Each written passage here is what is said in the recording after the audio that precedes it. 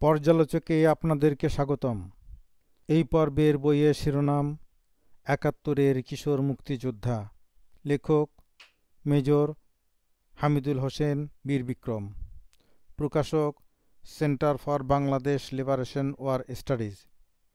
প্রথম প্রকাশ ২০০৫। মূল্য ১০০ টাকা। পৃষ্ঠা সংখ্যা ৭৮।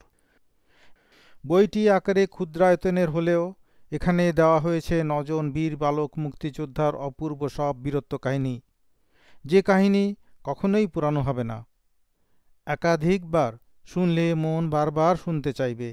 তেমনি ৯ জন বালক বীর মুক্তিযোদ্ধার কাহিনী এখানে পরিবেশিত হয়েছে। লেখক ছিলেন একজন বীর মুক্তিযোদ্ধা। তারই সাথে এই সকল বালক বীর মুক্তিযোদ্ধারা বিভিন্নভাবে মুক্তিযুদ্ধে সহায়তা করেছেন। মুক্তিযুদ্ধের সাথে তিনি নিজেই সংশ্লিষ্ট ছিলেন। কাজেই যে ঘটনাগুলো তিনি বর্ণনা করেছেন সেগুলো লোকমুখে শোনা কোনো কাহিনী নয়, বরং তার প্রত্যক্ষ অভিজ্ঞতার বর্ণনা। অত্যন্ত যত্নের সাথে তিনি ঘটনাগুলোকে পরিবেশন করেছেন।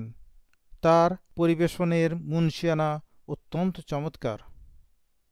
এখানে তিনি যে ৯ জন বীর বালক বালিকা মুক্তিযোদ্ধার ঘটনা পরিবেশন করেছেন সেই সকল বীর মুক্তিযোদ্ধারা হল রমজান আলী, শশীলাল চর্মকার, নুরু নাপিত, পুতুল, আজিজ মণ্ডল, অচেনা, বারেক, তোতা কাহিনী এবং বাবর আলী।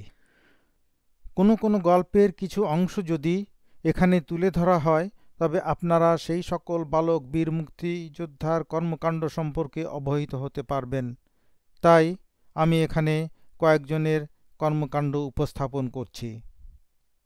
প্রথমেই দেওয়া যাক রমজান আলীর ঘটনা। সে ছিল ১৩ বছরের এক কিশোর মুক্তিযোদ্ধা। পাক বাহিনীর প্রতিরোধে দিশেহারা সম্মিলিত মুক্তিযোদ্ধাদের সে পথ দেখিয়ে পাক বাহিনীর এক বাংকারের কাছে পৌঁছে দেয়। তারা রকেট লঞ্চারের সাহায্যে পাক বাহিনীর বাংকারটিকে ধ্বংস করে দিলে আনন্দের আতিশয্যে এবং উত্তেজিত হয়ে সে ধ্বংসপ্রাপ্ত বাংকারের কাছে ছুটে যেতে থাকলে পাক বাহিনীর পুঁতে রাখা মাইনের আঘাতে সে মৃত্যুবরণ করে। তার বিষয়ে লেখক লিখেছেন, বাংলার স্বাধীনতার ইতিহাস যখন তৈরি হয় তখন ১৩ বছরের রমজান সেই ইতিহাস গড়ায় ছিল। রমজান যেখানে শহীদ হয়েছে সে স্থানে হয়তো কেউ যাবে না, চিনবে না, জানবেও না। তবুও শহীদের কবরের উপরে বাংলার শিশির সিক্ত দুর্বাঘাস তার শিশির ছড়িয়ে এবং গ্রাম বাংলার নাম না জানা ঘাসফুল ফুটে তাকে চিরদিন শ্রদ্ধাঞ্জলি জানাবে। শশীলাল চর্মকার, সে তার বোন এবং বাবা মার হত্যাকারীকে গ্রেনেড মেরে হত্যা করে প্রতিশোধ নিয়েছিল। কিভাবে সে সেই ঘটনাটি ঘটিয়েছিল তার বিস্তারিত বর্ণনা আছে এখানে। ১৩ বছরের এক কিশোর গাইড নুরু নাপিত, সে আমাদের যৌথ বাহিনীকে পথ দেখিয়ে নদী পারাপার করতে সহযোগিতা করেছিল, যার ফলে যৌথ বাহিনী সুবিধাজনক অবস্থানে পৌঁছতে সক্ষম হয় এবং পাক বাহিনীকে প্রচণ্ড আক্রমণ করে তাদের পশ্চাৎপসরণে বাধ্য করে।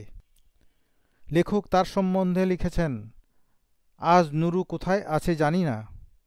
যুদ্ধের পর ২ বার খোঁজ নিয়েছিলাম, কিন্তু কেউ বলতে পারে না তার কথা।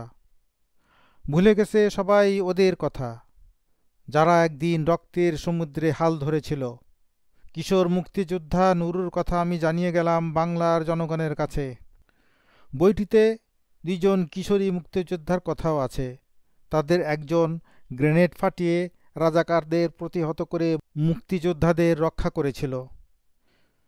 এভাবে প্রতিটি গল্পেই আছে কিশোর কিশোরী বীর মুক্তিযোদ্ধাদের বীরত্বের কাহিনী।